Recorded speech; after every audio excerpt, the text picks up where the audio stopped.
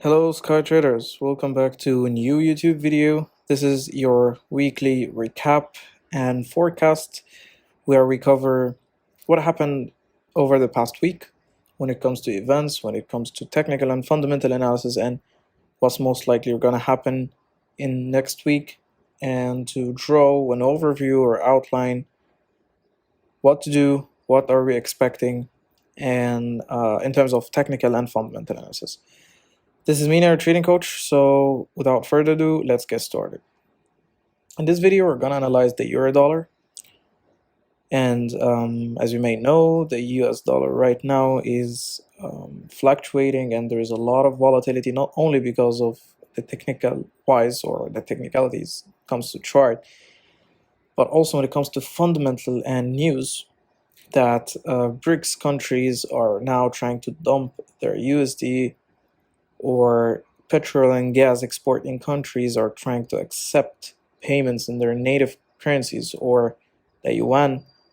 So a lot of things happening when it comes to US dollar dumping, and this is definitely affecting the whole forex market because US dollar has been always either the base or the code currency in most of the traded pairs, and it's the major currency in all of the forex trading pairs. So definitely when there's something when it comes to euro dollar or pound dollar or whatever, it's going to affect the whole market, right? So here I highlighted, like, over the past couple of days, the open, the close, the lowest, and the highest of the day. Why? To catch the trend.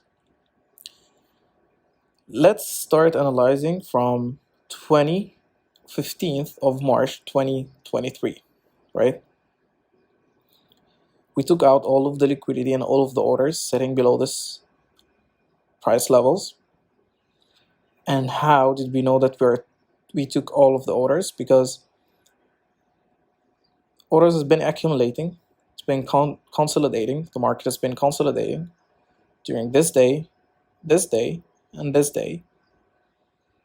And then we built an order flow, taking out the previous high, then we traced back.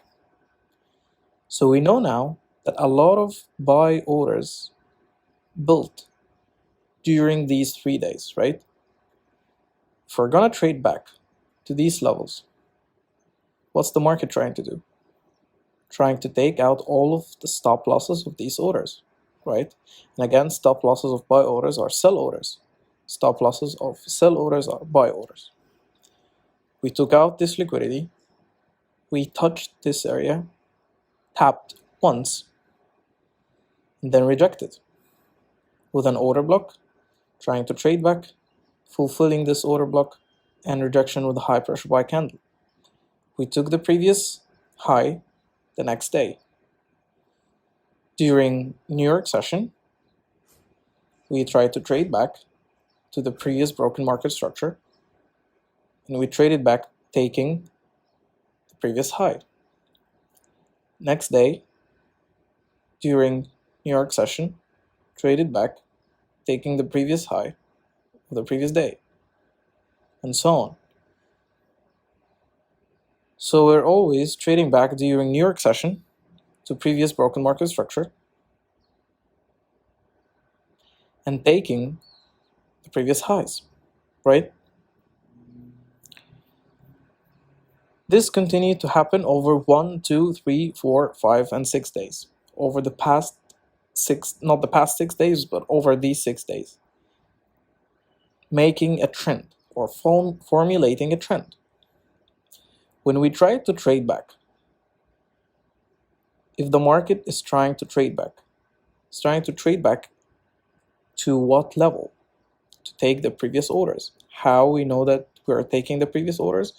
Market has been consolidating over those 2 days, building buy orders. So we're trying to hit those stop losses of the previous buy orders. Once we hit them, we build new orders to a buy order flow, right? Awesome. So as you can see, it's a buy trend. And also, if if you draw a Fibonacci retracement level from the start of this range to the end of this range, we're gonna figure out that market tried to trade back to the 50% Fibonacci retracement level, right? Cool. We built new order flow, taking previous highs during New York session. Once we reached again to the all-time high since the beginning of this trading range, we couldn't break this level again. So what did the market do? Trying to take liquidity. How we're gonna take liquidity? From previous built stop losses of buy orders that have been accumulating during 1, 2, and 3 days. We took these buy orders. Also, it's aligned with the 50% Fibonacci retracement level, right? We rejected breaking this market structure, tried to trade back during this sell candle, trapping the traders, trying to tap again this level, rejection, and then tap this level with a high pressure buy candle followed by a consolidation and a high pressure low candle. This means that buyers are trapped in here, right? So if we can't still break this level, what's market trying to do? Take previous sell orders that have been built over 1, 2, 3 days. Have a look at this candle.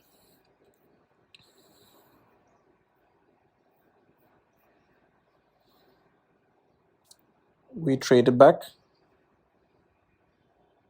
taking all of the stop losses, rejection, and retracement. If you figure out on the 15 minutes time frame, right, we traded back to this broken market structure, and now we're trading at these levels. So if we see high pressure buy candle rejecting from this market structure, which is also aligned with the 50% Fibonacci retracement level,